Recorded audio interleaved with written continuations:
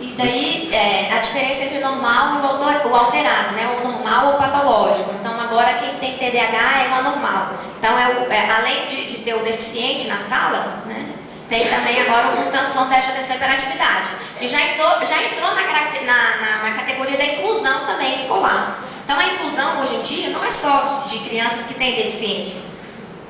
Os meninos que têm déficit de atenção também já são classificados como da parte da inclusão também. E que impacto isso vai ter na vida dessa criança? Será que é importante fazer essa diferenciação? Não é? Será que a gente, como analista do comportamento, não podia estar indo na escola, dar uma mão para essa escola, uma ajuda para essa professora, para estar criando alguma estratégia para que ela consiga lidar com aquela situação na sala de aula, sem estar prejudicando a sua aula e sem estar taxando e rotulando aquela criança?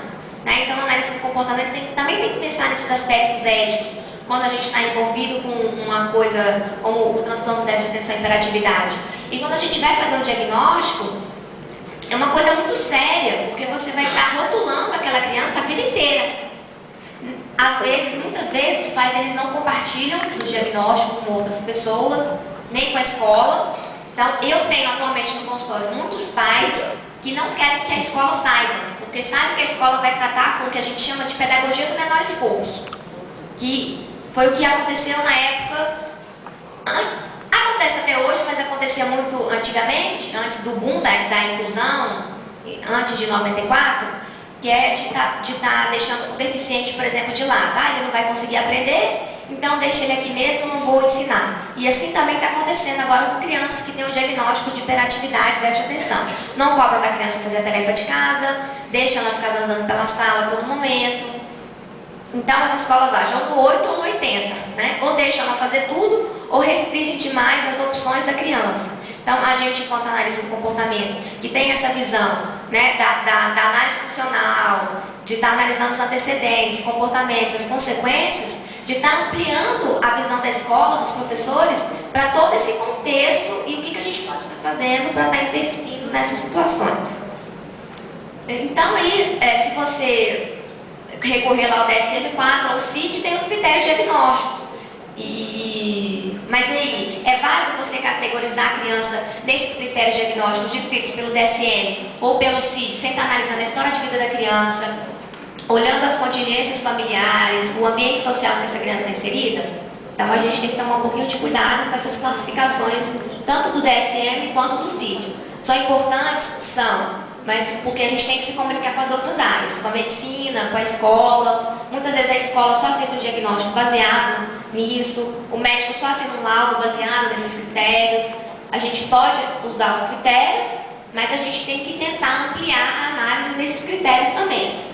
Então, a anamnese detalhada, o relato dos pais sobre a vida familiar, escolar, social e emocional da criança, eliminação de outras doenças neurológicas e psiquiátricas ou problemas sociais.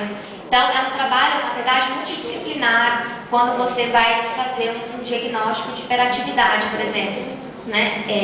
De estar tendo essa consciência, de estar encaminhando para o psiquiatra, de estar encaminhando para o neurologista, assim como em outros problemas, vamos supor, enurese infantil ou encoprese. Antes de você começar a fazer um acompanhamento da criança em consultório, mãe, você já levou ela ao médico para ver se não é nada biológico também? Porque às vezes você vai estar dando murro em ponta de faca. Você vai estar trabalhando na vertente, quando na verdade também tem um aspecto biológico que você não vai conseguir controlar totalmente no consultório. Então, a análise funcional, que é a nossa grande ferramenta, que é a observação e registro do comportamento, e aí tem que ter muito comprometimento dos pais, e aí a orientação de pais é muito importante. Eu digo que a terapia infantil, na verdade, é uma terapia familiar, no sentido de que você tem que estar sempre trazendo a família para o ambiente terapêutico. Por quê? Porque essa família é ambiente para o comportamento dessa criança e essa criança é ambiente para o comportamento desses pais. Então, no começo, é muito mais fácil, entre aspas, porque supõe-se que os pais, sendo adultos, mais maduros e conscientes, eles vão ter essa habilidade de modificar o seu comportamento para daí começar a ter algum efeito na criança, e aí a criança começa a mudar também em decorrência disso, em decorrência do que você está acontecendo no consultório, e aí os pais vão mudando também, e aí tudo vai ficando legal e bacana.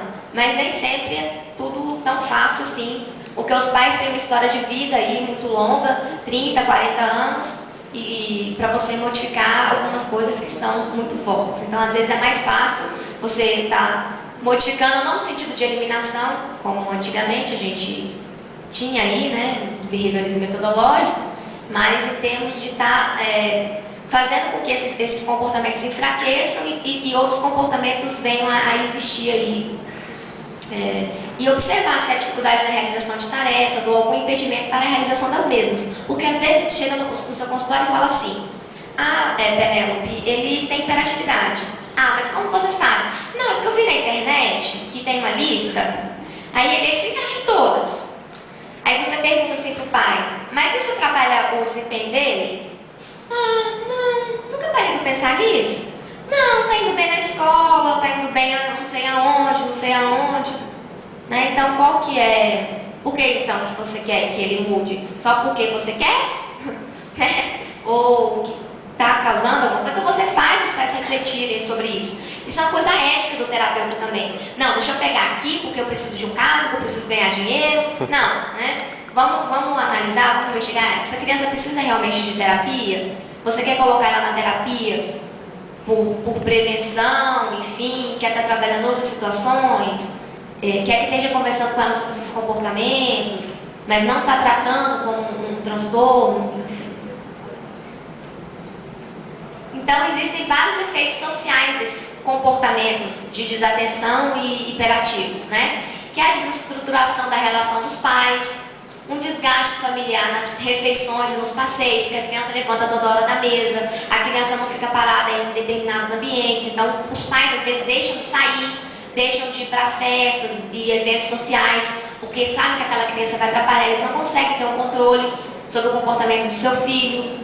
Discriminação tanto da criança quanto da família. Ah, não vou levar, não vou convidar mais a Michela não, porque a Michela tem um filho que não se olha, sobe no sofá, sobe na escada, cai, derruba os vasos, enfim. Então o pai começa a ficar com vergonha e começa a se restringir, e aí o pai vai ficando irritado também, aí vai descontando em cima da criança. Então, na verdade, é uma bola de neve.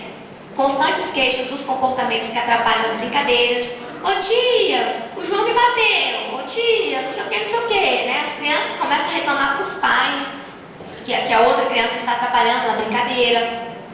Um desgaste no relacionamento com a escola, porque os pais começam a se chamar todos os dias. Seu filho fez isso, seu filho fez aquilo, aconteceu isso, aconteceu aquilo. Então os pais começam a ficar desgastados e aí começam a brigar com a escola, porque a escola também não oferece outras alternativas.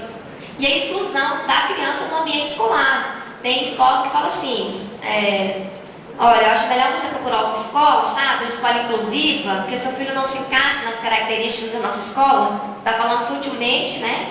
Tira seu filho daqui porque a gente não quer mais ele. Então isso acontece com muita frequência também.